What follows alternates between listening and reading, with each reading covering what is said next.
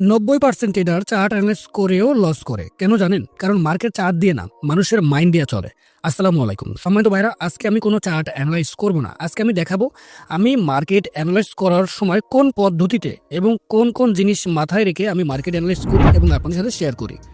তো চলুন শুরু করা যাক। ভিডিওটা ভালো লাগলে অবশ্যই লাইক করবেন, আর ট্রেডিং শিখতে, ট্রেডিং সম্পর্কে যে কোনো বিষয় জানতে আমাদের চ্যানেলটি এখনই সাবস্ক্রাইব করবেন। তো অ্যানালাইজ শুরুতে আমি প্রথমে কোন বিষয়গুলো দেখি? মার্কেট অ্যানালাইজ করার ক্ষেত্রে আমি সর্বপ্রথম সবার মতো ট্রেডিশনাল টেকনিক্যাল অ্যানালাইজ করি, যেমন support, resistance, trend identify, indicators, chart pattern. মানে সচরাচর সকল রিটেল ট্রেডাররা যে সকল বিষয় অ্যানালাইজ করে আমিও সেগুলোই করি। এখন এখানে একটা মজার বিষয় হচ্ছে, এই সব অ্যানালাইজ আমরা সবাই জানি। কেউ ইউটিউব ভিডিও দেখে শিখছে, কেউ বিভিন্ন কোর্স থেকে শিখছে। সব কিছু শেখার পরে আমরা যখন এই সকল অ্যানালাইজগুলো করে থাকি, তারপরেও আমরা লস করি। কিন্তু কেন? কারণ হচ্ছে এগুলো অ্যানালাইজ হচ্ছে আমাদের কাছে, কিন্তু হোয়েলস বা বড় বড় মার্কেট মেকারদের কাছে এগুলো হচ্ছে ট্র্যাপ। তারা এগুলোর মাধ্যমে আমাদেরকে ট্র্যাপিং করে। আমাদের স্টপ লিমিটগুলো কোথায় তারা এগুলোর মাধ্যমে খুব সহজেই বুঝতে পারে। আর তাই এই সকল support, resistance, chart pattern, indicators analyse করেও আমরা লস করি। বুঝতে পারছেন ভাই? তবে আমি যে এগুলা অ্যানালাইজ করি না তা কিন্তু না, আমি নিজেও এগুলো অ্যানালাইজ করি। আমি সবসময় একটা কথা আপনাদেরকে বলার চেষ্টা করি যে ভাই, এই ক্রিপ্টো মার্কেটে টেকনিক্যাল অ্যানালাইজ কাজ করে মাত্র 20%, বাকি 80% মানে 80% হচ্ছে সাইকোলজিক্যাল একটা গেম বা ব্রেন গেম। সুতরাং আমি যখন মার্কেট অ্যানালাইজ করি, আমি সবার আগে সব থেকে বেশি গুরুত্ব দেই হচ্ছে সাইকোলজির উপরে। আমি কয়েকটা বিষয় খুব সুন্দর করে বোঝার চেষ্টা করি, তার ভিতরে মার্কেট ইমোশনটা সব থেকে বেশি গুরুত্ব দিয়ে বুঝি। কারণ মার্কেটের ইমোশনের উপরে বেস করে বড় বড় ইনভেস্টররা, হোয়েলসরা আমাদেরকে ম্যানিপুলেট করে। মার্কেট যখন তারা ম্যানিপুলেশন করে, তো ম্যানিপুলেশন করার অনেকগুলো মাধ্যম আছে। তার ভিতর সবথেকে গুরুত্বপূর্ণ মাধ্যম বা গুরুত্বপূর্ণ সিস্টেম হলো ইমোশন। ইমোশন দিয়ে আমাদেরকে ট্র্যাপ করতে খুব সহজ হয়, সুবিধা হয়, এবং ইমোশন দিয়ে আমাদেরকে অন্যদিকে কনভার্ট করা বা ডাইভার্ট করা যায়। তো এই জন্য সবার আগে আমি মার্কেটের ইমোশনটা ধরার চেষ্টা করি, ইমোশনটা বোঝার চেষ্টা করি। যেমন আপনার মার্কেটে কয়েকটা ইমোশন আছে, যেমন ফিয়ার মানে ভয়। এরপর হচ্ছে গ্রিড মানে খুবই লোভ। এরপর হচ্ছে ফোমো মানে তাড়াহুড়া করে বাই করা, সেল করা। তারপর হচ্ছে প্যানিক মানে টেনশন। তো এই যে ইমোশনগুলো, এই চারটা ইমোশন যদি আপনি সুন্দরভাবে আয়ত্ত করতে পারেন, বুঝতে পারেন, ধরতে পারেন, এবং এইগুলো খুব সুন্দর করে টেকনিক্যালি যদি আপনি হ্যান্ডেল করতে পারেন, তাহলে দেখবেন আপনি নিজেও মার্কেট সম্পর্কে, মার্কেটের মুভমেন্ট সম্পর্কে বুঝে ফেলবেন। ঠিক আছে ভাই? মার্কেটের একটা সূত্র আছে। সূত্রটা কি জানেন? সবাই যখন বলিস, মানে মার্কেট যখন খুব উপরে থাকে, সবার মুখে মুখে যে মার্কেট আরও উপরে যাবে, আরও উপরে যাবে, তখন আমি কি করি? আমি তখন সেল টার্গেটটা খুঁজি যে কোন জায়গায় আমি সেল করব। আর তখন মানুষ বাই চিন্তা করে।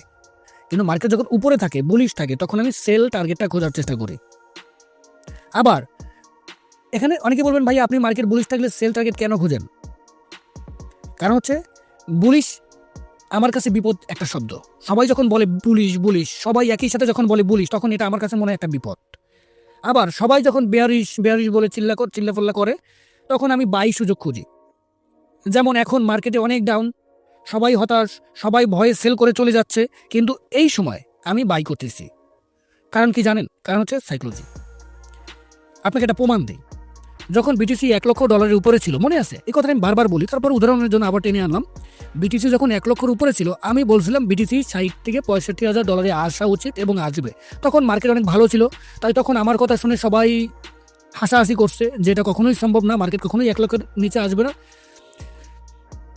তো যারা যারা সেই ভিডিওটা দেখছেন তারা অবশ্যই কমেন্ট করবেন। ঠিক এখন যখন মার্কেট আবার সে ডাউনে আসতেছে, ঠিক আছে, ডাউনে আসতেছে, মানুষের মধ্যে হতাশা কাজ করতেছে, সবাই বলতেছে যে বিয়ার মার্কেট শুরু, তখন আমি পজিটিভ, তখন আমি বাই করতেছি। তো দেখবেন সামনে ইনশাল্লাহ মার্কেট আবার পজিটিভ হবে, আবার মার্কেটে মানুষ ইনভেস্ট করা শুরু করবে। তো এটাই হচ্ছে সাইকোলজি।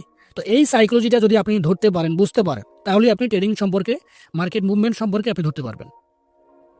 আপনাকে টোটালি গ্লোবাল অর্থনীতিটা বুঝতে হবে।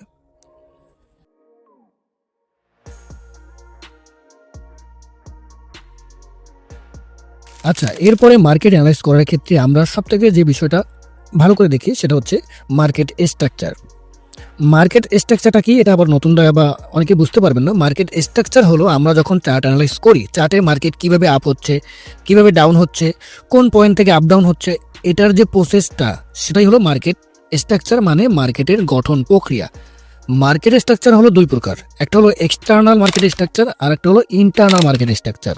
এই দুই ধরনের মার্কেট স্ট্রাকচারের মাধ্যমে মার্কেট মূলত আপ এবং ডাউন হয়। সুতরাং আপনি যদি liquidity, supply zone, demand zone, order block এগুলো আইডেন্টিফাই করতে চান, তাহলে অবশ্যই আপনাকে মার্কেট স্ট্রাকচার শিখতে হবে।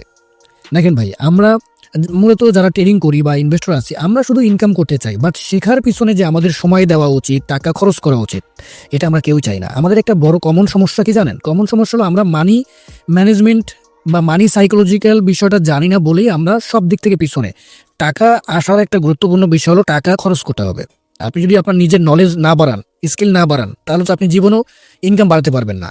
এখন স্কিল বাড়ানোর ক্ষেত্রে, নলেজ বাড়ানোর ক্ষেত্রে অবশ্যই আপনাকে টাকা খরচ করতে হবে। এখন আমি যখন বলি যে ভাই ট্রেডিংটা শিখে আসেন, ট্রেডিংটা জেনে আসেন, তখন অনেকেই চিন্তা করে এই লোক কোর্সে ভর্তি হওয়ার জন্য বলে। আরে ভাই, আপনি আমার কাছে ভর্তি হলেও বাকি না হলেও বাকি, আমার রিজিকে যা আসছে, আল্লাহ যা লিখছেন সেটা এমনি আমার কাছে আসবে। আপনি ভর্তি না হলে কি হবে? আরেকজন তো ভর্তি হবে, ওটা বিষয় না। আমি সবসময় বলি যে আপনি ট্রেডিং করেন বা যে কোনো ইনকাম, যে কোনো ব্যবসা, ট্রেডিং না, যে কোনো ব্যবসায় আপনি সেই বিষয়ে স্কিল বাড়ানোর জন্য টাকা খরচ করেন, সেখানে স্কিল ডেভেলপ করার জন্য টাকা খরচ করেন, দেখবেন আপনার ইনকাম 2 গুণ 3 গুণ বেড়ে গেছে। এগুলো বুঝতে হবে। এখন কথা হচ্ছে যে মার্কেটও দুই ধরনের স্ট্রাকচার আমরা জানলাম, এক্সটার্নাল মার্কেট স্ট্রাকচার আর একটা হলো internal market structure. External market স্ট্রাকচারে ট্রেড করার চেষ্টা করবেন সবসময়, কারণ হচ্ছে মানে এক্সটার্নাল মার্কেট স্ট্রাকচার হলো ডিমান্ড সাপ্লাই জোন বেশি থাকে, যার কারণে মার্কেট মুভ হওয়ার সম্ভাবনাও বেশি থাকে। আর ইন্টারনাল মার্কেট স্ট্রাকচারে ফেক ব্রেকআউট হওয়ার সম্ভাবনা বেশি থাকে, কারণ সেখানে স্মার্ট মানি ট্রেডাররা বসে থাকে। তো এই জন্য এই যে দুই ধরনের মার্কেট স্ট্রাকচার আপনাকে বুঝতে হবে, একটা হলো এক্সটার্নাল এবং একটা হচ্ছে ইন্টারনাল। তো আপনারা যারা ট্রেডিং করবেন সবসময় এক্সটার্নালে ট্রেডিং করার চেষ্টা করবেন, ইন্টারনালে ট্রেডিং করতে গেলে রিস্ক অনেক বেশি। তো যাই হোক, এগুলো বিস্তারিত বলতে গেলে ভিডিও অনেক বড় হয়ে যাবে। এরপরে আমি কোন বিষয়টা দেখি, এরপরে আমি দেখি লিকুইডিটি সব থেকে বেশি কোথায় আছে। কারণ মার্কেটের একটা বৈশিষ্ট্য কি জানেন ভাই? মার্কেটের একটা বৈশিষ্ট্য হলো যে জায়গায় বেশি করে লিকুইডিটি জমা থাকে, মার্কেট সেইখানে লিকুইডিটি গ্র্যাব করার জন্য সেই পয়েন্টে আসে বা সেই প্রাইজে আসে। এই জন্য আমি খুব ভালো করে দেখি যে আসলে মার্কেটে কোন জায়গায় সব থেকে বেশি লিকুইডিটি জমা আসছে বা জমা হচ্ছে, সেইটা আমার টার্গেটে রাখি। সুতরাং লিকুইডিটি যদি আপনি বুঝতে পারেন, তাহলে আপনি মার্কেটের অনেক কিছু বুঝতে পারবেন। এরপরে আসেন ক্রাউড সেন্টিমেন্ট দেখি। ক্রাউড সেন্টিমেন্ট বুঝেন? মানে যেখানে বেশি মানুষের, বেশিরভাগ লোক যেটা নিয়ে বেশি কথা বলে, যে মার্কেট এখন এদিকে যাবে, মার্কেট এখন পজিটিভ হবে, মার্কেট এখন ডাউনে যাবে, এইসব, এটা হচ্ছে ক্রাউড সেন্টিমেন্ট, যেদিকে মানুষ বেশি কথা বলে। ঠিক আছে? তো আমি সবসময় চেষ্টা করি তার উল্টা চিন্তা করতে। মানুষ যেটা মার্কেটে ম্যাক্সিমাম মানুষ বা মোস্ট অফ দ্য ট্রেডার যে বিষয়টা নিয়ে একমত হয়, আমি তার বিপরীতে প্রেডিকশন দেওয়ার চেষ্টা করি। এখন কথা হচ্ছে কি, যে আমি সবসময় আমার নিজের সেন্টিমেন্টে কাজ করি, এটা আমার অভিজ্ঞতা থেকে বলি বা অভিজ্ঞতা থেকে করি। সব অ্যানালাইজ বা সব প্রেডিকশন আপনি শিখে করতে পারবেন না। কিছু অ্যানালাইজ বা কিছু প্রেডিকশন সেটা আপনাকে আপনার অভিজ্ঞতা থেকে আপনি বুঝতে পারবেন। আপনি সারাদিন বই পুস্তক শেখার পরেও আপনি অনেক অ্যানালাইজ বা অনেক প্রেডিকশনের হিসাব আপনি মিলাতে পারবেন না, যেটা আপনি অভিজ্ঞতা থাকলে পারবেন। তো এই জন্য ক্রাউড সেন্টিমেন্টটা অবশ্যই আপনাকে বুঝতে হবে। এরপরে হচ্ছে নিউজ ন্যারেটিভ। নিউজ ন্যারেটিভ বলতে কি, মার্কেটে আমরা বিভিন্ন নিউজ দেখি, এই ধরনের যুদ্ধের নিউজ, এই নিউজ, মাইকেল সেলার অনেকগুলো ডলার বিটকয়েন কিনতেছে, কেউ সেল করতেছে, এই ধরনের অসংখ্য মার্কেটে আমরা নিউজ দেখি, ফিনান্সিয়াল নিউজগুলো দেখি। তো এই নিউজগুলো কেন হয়? ম্যাক্সিমাম নিউজগুলো হয় ভুল এবং মিথ্যা, শুধুমাত্র রিউমার ছড়ানোর জন্য, মার্কেটকে ম্যানিপুলেশন করার জন্য এই নিউজগুলো মার্কেটে ছড়িয়ে দেওয়া হয়, যাতে আপনি এই নিউজগুলো দেখে ভুলভাল ডিসিশন নেন, ভুলভাবে বাই সেল করেন এবং আপনি লস করেন। তো এই জন্য যে কোনো একটা নিউজ, সেটা আপনি দেখার পরে সেটা আপনার সত্যতা যাচাই করতে হবে এবং সেটার সোর্স আপনাকে খুঁজে বের করতে হবে। এরপরে ওই নিউজের কারণে মার্কেটে কি কি এফেক্ট হতে পারে, কীরকম ইম্প্যাক্ট পড়তে পারে, এই বিষয়গুলো নিয়ে আপনাকে বুঝতে হবে, ঘাটতে হবে। এরপরে আপনি সিদ্ধান্ত নেবেন মার্কেট কোন দিকে যেতে পারে। তো এই যে বিষয়গুলো আমি বললাম, এই বিষয়গুলো যদি আপনি সুন্দর করে আয়ত্ত করতে পারেন, বুঝতে পারেন, তাহলেই আপনি মার্কেটে অ্যানালাইজ করতে পারবেন। আপনার প্রেডিকশন দেখবেন সবার থেকে আলাদা হবে এবং মার্কেট আপনার কথা অনুযায়ী চলবে, বা আপনি মার্কেটকে খুব ভালো করে ক্যাচ করতে পারবেন। আমি মনে হয় বোঝাতে পারছি। এখানে অনেক বিষয় আছে যেগুলো আসলে ভিডিওর মাধ্যমে বোঝানো সম্ভব না। কিছু বিষয় আছে খুবই সুন্দর করে নিজের বুদ্ধি দিয়ে, আল্লাহর প্রদত্ত মেধা দিয়ে বুঝতে হয়। এগুলো আপনাকে শিখিয়ে শিখিয়ে আমি শিখাতে পারবো না। জাস্ট এগুলো অভিজ্ঞতা থেকে আস্তে আস্তে করে মার্কেটকে ডিপলি আপনি যদি ধরতে পারেন, তাহলে আপনি সেভাবে মার্কেট অ্যানালাইজ করতে পারবেন। তো আজকে এই পর্যন্তই। পরবর্তী ভিডিওতে আমরা আরও মার্কেট সম্পর্কে টেকনিক্যাল আরও অন্যান্য অ্যানালিস্ট সম্পর্কে আমরা কথা বলবো। যদি ভিডিওটা ভালো লাগে লাইক করবেন, নতুন দর্শক থাকলে চ্যানেলটি সাবস্ক্রাইব করবেন। আল্লাহ হাফেজ।